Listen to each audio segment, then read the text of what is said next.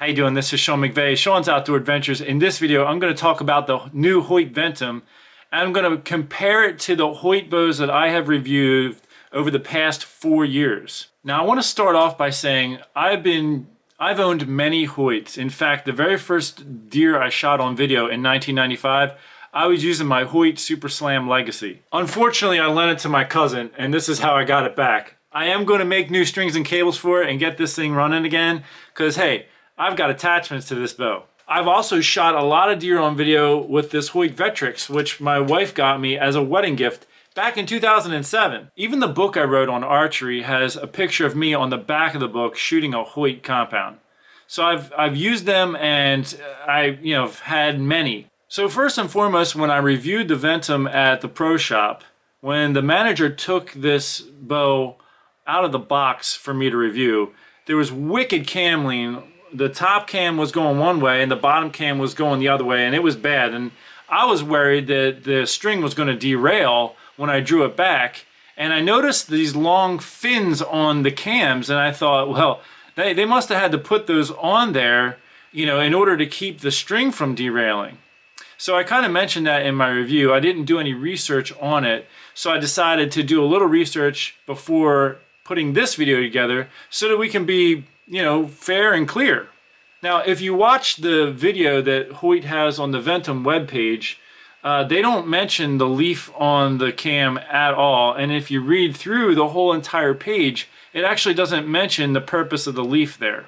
Now, I will provide a link to their website in the description section of this video so you can go and see these details yourself. Of course, they may add these details once this video airs, I don't know. But as of right now, as I'm preparing this video, there's no mention on the webpage, the Ventum webpage, as to why those leaves are on the cams. Now, what they do mention in the video is the purpose for this completely redesigned cam was speed and performance. And I'm quoting, speed and performance is what they say in the video. Traditionally, for many years, Hoyts have had a double yoke cable system on the top cam, and on the bottom cam, both cables have gone to one side of the cam. Actually, last year, they had a cable on either side of the bottom cam that came up and then attached to a single cable here to run the rest of the way.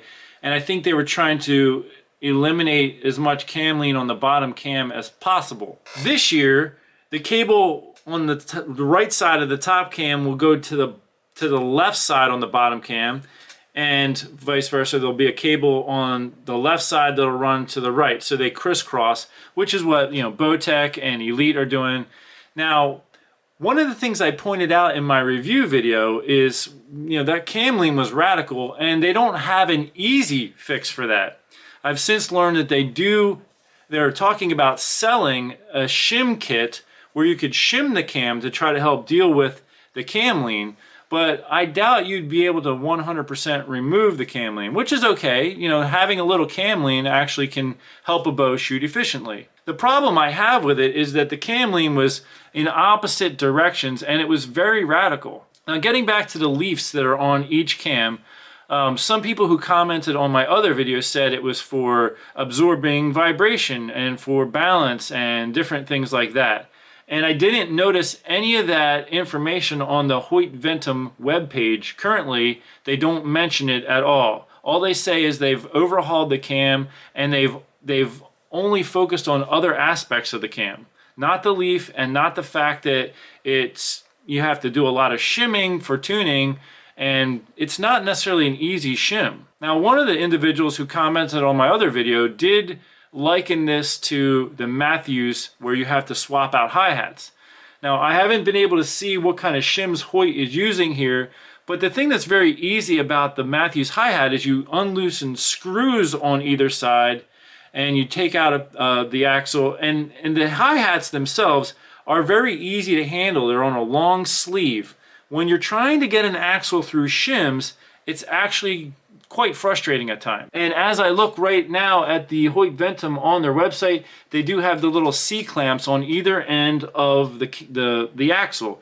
So you'd have to pop off the C-clamp, drive out the axle, and then the shims would drop out, unless they have some other way of attaching inside the cam, which I can't see based on the pictures here.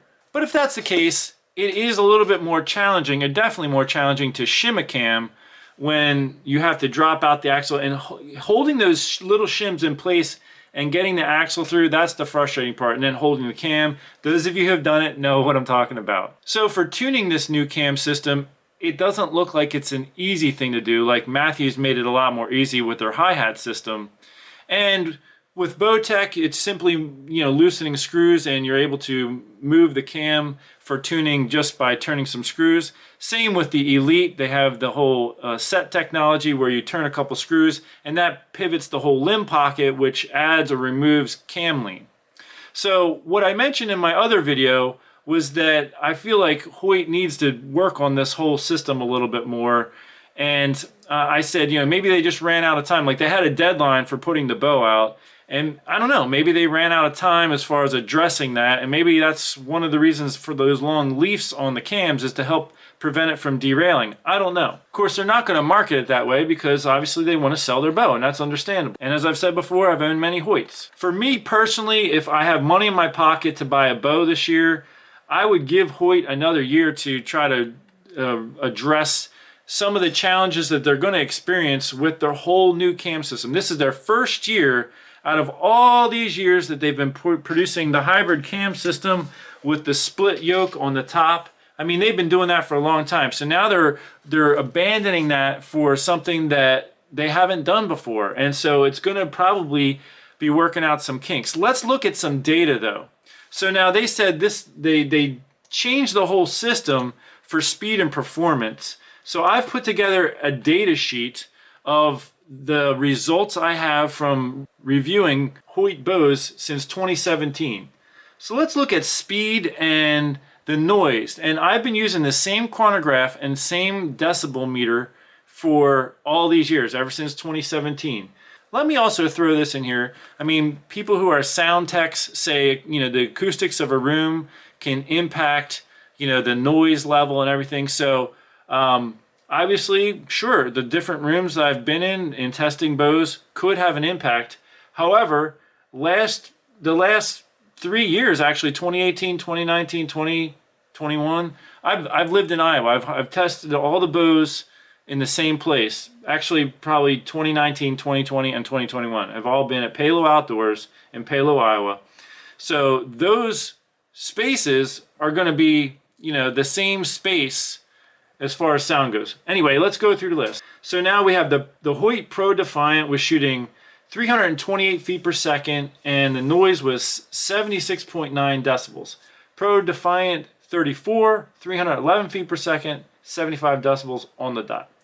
The Pro Defiant Turbo, 336 feet per second, 79.2 decibels. The Carbon Defiant, 325 feet per second, 76.9 decibels. The Power Max, which was their more entry-level bow, is much lower priced, was 325 feet per second and 74.7 decibels. And I will be honest, I didn't say this back then because, I always try to be positive and not say anything negative. But honestly, that Power Max felt better than any of those other bows. When I shot it, it just felt better. So, I don't know. That's all I can say. Let's look at 2018. So in 2018, I shot the Hyperforce ZT, and one was around a 32-inch axle to axle. The other was around a 30. So the speeds were the same, 331 feet per second, and the noise was about the same, 79.3 decibels and 79.2. So the RX1 Ultra that year shot 328 feet per second, 77.7 decibels. The Carbon RX1 shot 333 feet per second and 79.9 decibels. In 2019, I got to shoot the Carbon RX3. It shot 336 feet per second at 82.5 decibels. The Helix shot 340 feet per second and 84.1 decibels. And in 2020, I shot the Carbon RX4, 330 feet per second, 81.5 decibels. And this year, I shot the Ventum, 329 feet per second, 80.5 decibels, and definitely not the fastest and definitely not the quietest out of the Hoyts. Reason for this new cam system was speed and performance. Now, I got draw force curves from past years, and I was looking at them, And it's clearly a different draw force curve. In the past, it's going up pretty much straight across and then dropped down. With this one, it went up and then it's tapered down a lot more gradually in the back end rather than carry out. So I would imagine that coming into full draw should feel smoother with this cam. With their technology, they also put a stabilizer on the front of the bow for you in the bottom, and they said it's more compact and more efficient than a regular stabilizer right below the handle. And I would agree that this bow feels very balanced in the hand. Also, to help minimize the offset weight that the accessories will cause, they have an inline mount for a sight. Now, I looked very closely at the whole mounting system, and it looks like you'd have to buy their sight in order to use it on this system. It's not a matter where you can just take the sight off your old bow and attach it to this one. Now, I'm the type of guy that actually reuses my sight and my arrow rest, but in this situation, you'd have to buy, in addition to the bow, you'd have to buy a new sight, it looks like, unless there's something that they're not showing on the website that make it clear to be able to use a previously owned sight. Now, with the QAD rest that they mentioned on their website, you can have an inline rest to help minimize the weight that the rest will cause. But they only mentioned QAD. I don't know if all the other manufacturers, if you're a limb driver guy, like I've been using limb driver this past season especially, I don't know if they have the same capability of mounting inline. But if not, then again, you're going to maybe be faced with some extra weight on the other side of the bow. Now, this draws into the question all the work they did on the stabilizer at first. But they do have a mounting bracket where you can get an additional stabilizer to go off the bottom of the bow, all of which you can see on their website. But if you follow any of my videos, you know that I always hunt with my quiver on the bow, which adds a tremendous amount of weight. When you've got a quiver loaded with arrows, a tremendous amount of weight on that side. So I always need an offset stabilizer. So you'd be buying an additional stabilizer for that regardless. But I will say that out of the way the bow feels in the hand, it does feel nicely balanced. So they did a nice job there. They did do a good job on some of those types of features.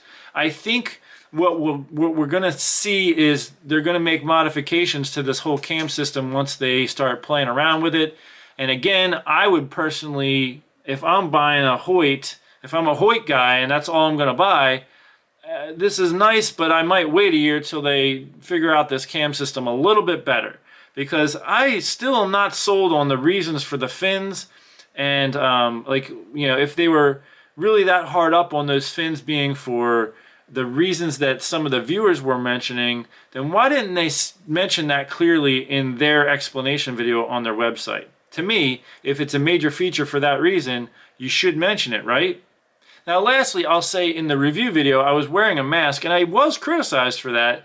However, when I recorded the video, it was mandatory because of the cases of coronavirus in my state. So in order to go into a store, they made it mandatory that you wear a mask. And I was filming this video in a store, an archery store, and while I was filming, I was in their archery range. Now, there's no permissions given to remove your mask if you're going to be in a store but no one's around you at that moment in time.